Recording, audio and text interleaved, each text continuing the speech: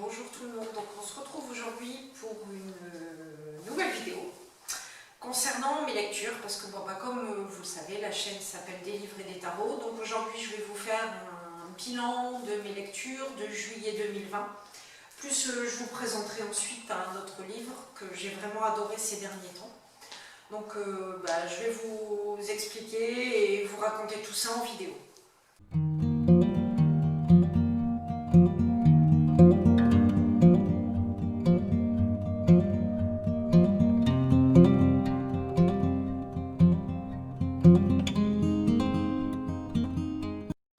Je vais commencer, j'ai pris des notes, franchement, donc je vais plus lire, vous en parler. Donc la première saga dont je vais vous parler, c'est une saga en 3 tomes, ça s'appelle Trinity d'Audrey Carland, donc je vous mets les couves ici.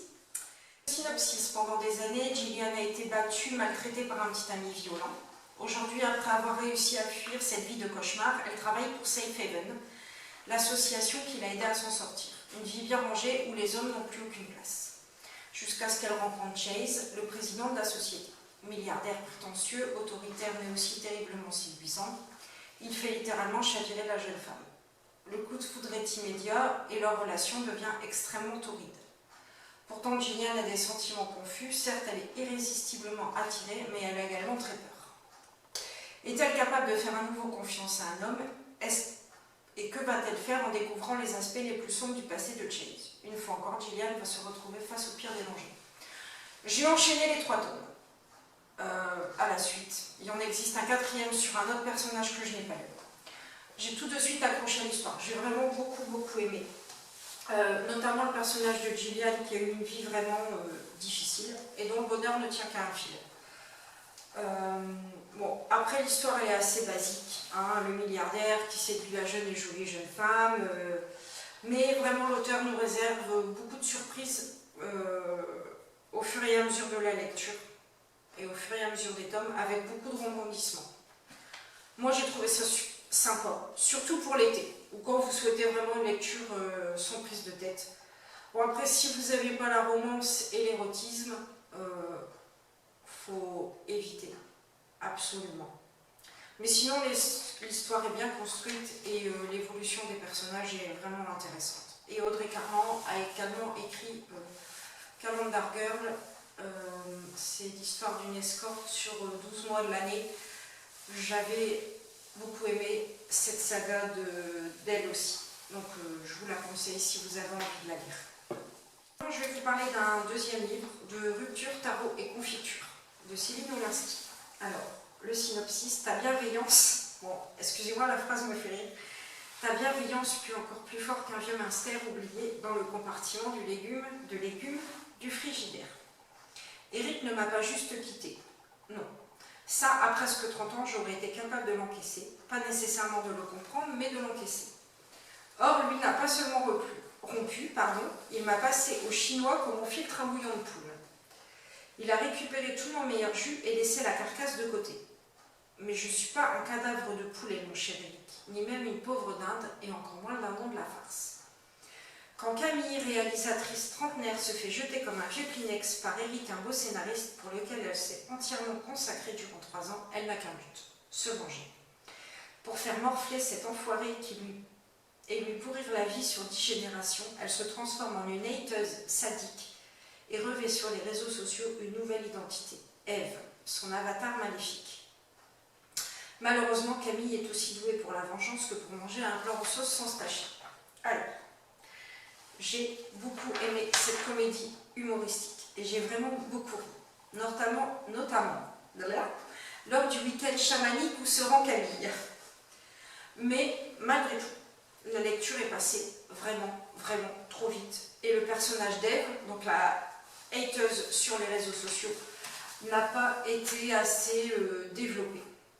La fin arrive trop vite, c'est dommage. Mais c'est une bonne lecture, un bon roman feel-good pour la période estivale. Voilà. Après, j'ai lu un livre complètement différent, Les enquêtes d'une médium de Geneviève Delpech. En gros, la personne qui a écrit ce livre met ses services met ses services à l'intention de la police pour aider à retrouver des meurtriers parce qu'elle communique avec les défunts, notamment dans des affaires comme Pauline Lafont, Estelle Mouzin, Michel Fourniret, Nordal Lelandais, pour ne citer que deux. Franchement, excusez-moi, je vais être vulgaire, mais ce bouquin est à chier. Voilà, j'ai pas d'autres mots. Le sujet est hyper intéressant. Mais alors franchement, les 256 pages, ça a été les plus longues de ma vie, quoi. Franchement, je comprends pas. Enfin, on peut pas être médium et auteur, quoi. Mais là, clairement, je pensais qu'elle allait vraiment expliquer comment fonctionnaient ses visions, d'où ça lui venait, et en fait non, c'est qu'un ramassis de trucs sans intérêt. Franchement, c'est à oublier d'urgence. Mais honnêtement, je suis désolée si vous avez aimé, mais moi, franchement, ce genre de bouquin, ne l'achetez pas. Si vous pouvez le trouver en version e-pub ou que vous pouvez l'emprunter à la médiathèque, faites-le, mais enfin franchement, c'est d'un ennui, c'est pas de le dire, d'un ennui mortel, quoi. L'humour. Bon, on va passer à un truc un peu plus sympa. Agatha Raisin, le tome 1, La quiche fatale. Donc je pense que Agatha Raisin, on en entend beaucoup parler. Il y a X tomes, moi je me suis décidée à lire, donc je vous fais un petit laïus sur le synopsis. Donc sur un coup de tête, Agatha Raisin décide de quitter Londres pour goûter aux délices d'une retraite anticipée dans un paisible village des Cotswolds, où elle ne tarde pas à s'ennuyer ferme. Afficher ses talents cordon bleu au concours de cuisine de la paroisse devrait forcément la rendre populaire. Mais à la première bouchée de sa superbe quiche, l'arbitre de la compétition s'effondre et Agatha doit révéler la même vérité. Elle a acheté la quiche fatale chez un traiteur. Pour se disculper, une seule solution, mettre la main à la pâte et démasquer elle-même l'assassin. Alors ça, c'est génial. Ce livre, c'est que du bonheur. Le personnage d'Agatha, c'est Agatha. Enfin voilà, je peux pas en dire plus, faut le lire. C'est très british, avec tous les clichés du genre, thé, cottage, machin, nanan. J'ai adoré, vraiment, vraiment adoré. Quand vous verrez cette vidéo, j'ai lu le tome 2, déjà. Forcément, il sera dans mon bilan lecture du prochain mois, mais franchement, je vous le conseille à 3000%, tellement c'est génial. Et après, je vais vous parler là d'un autre livre où j'ai lu le tome 1 et le tome 2, Les brumes de Cendre Lune, de Georgia Caldera. Alors, il faut savoir que Georgia, c'est une auteure que j'adore. Si vous devez lire les livres de Georgia, il faut lire la trilogie des Larmes Rouges. Enfin, elle en a écrit plein d'autres, mais les Larmes Rouges, c'est franchement, mais c'est super. C'est une histoire vampirique, mais pas genre Twilight, True Blood et autres. Voilà, donc je vais vous lire les synopsis. Donc, synopsis du tome 1. Dans le royaume de Cendre Lune, les dieux épient les pensées des hommes, et leur exécuteur, l'ombre, veille à condamner tous ceux qui nourriraient des envies de rébellion. Or, il semble que certaines failles existent. À l'âge de 17 ans, Céphise ne vit en effet que pour se venger. Donc Céphise, c'est l'héroïne des livres. Depuis qu'on l'a amputée d'une partie d'elle-même et privée de sa famille, elle ne rêve plus que d'une chose, s'affranchir de la tyrannie du tout-puissant Orion, Dieu parmi les dieux.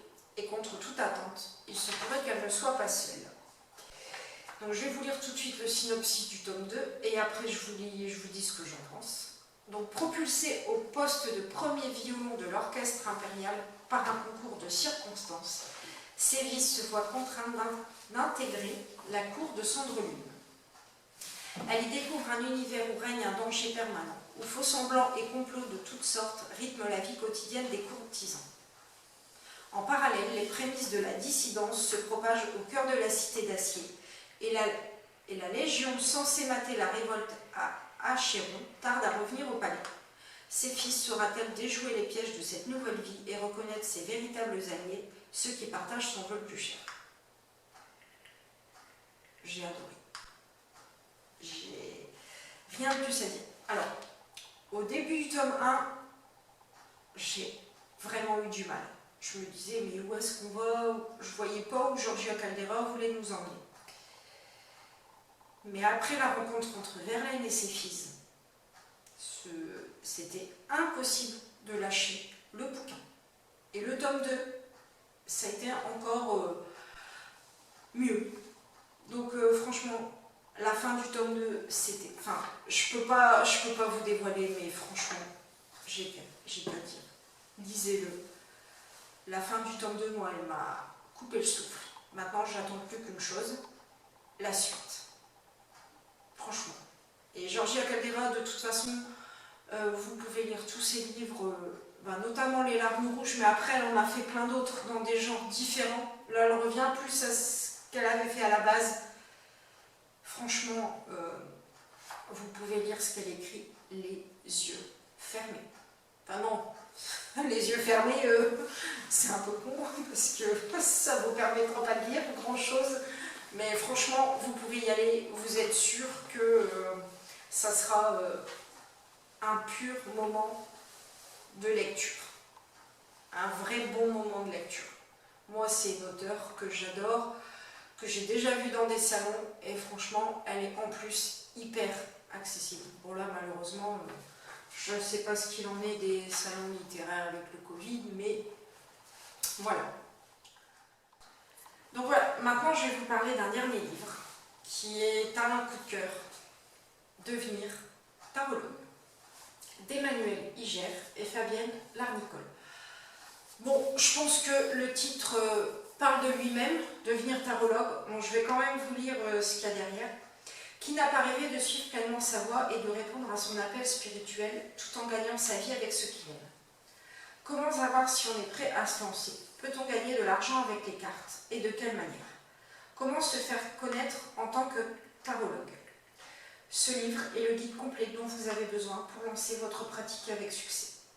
Que votre tarot soit psychologique, divinatoire ou les deux, que vous souhaitiez monter une activité complémentaire ou à plein temps, il contient toutes les clés dont vous aurez besoin pour devenir un vrai professionnel. Vous apprendrez à identifier vos peurs et à dépasser vos freins, à fixer vos tarifs et à communiquer de façon authentique pour monter l'activité qui vous correspond vraiment. Vous trouverez dans ces pages une présentation détaillée des techniques de la consultation professionnelle en cabinet et dans le cadre événementiel, les erreurs à ne pas faire, les pièges à éviter et les bonnes réponses aux situations difficiles.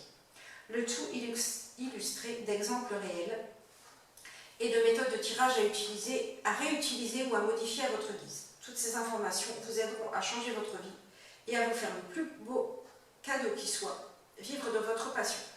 Donc pour présenter les auteurs, Emmanuel Iger est l'auteur de Lire le tarot avec le Rider-Waite et du tarot de Marseille Waite. Et Fabienne Larnicole est organisatrice du Tarot Festival.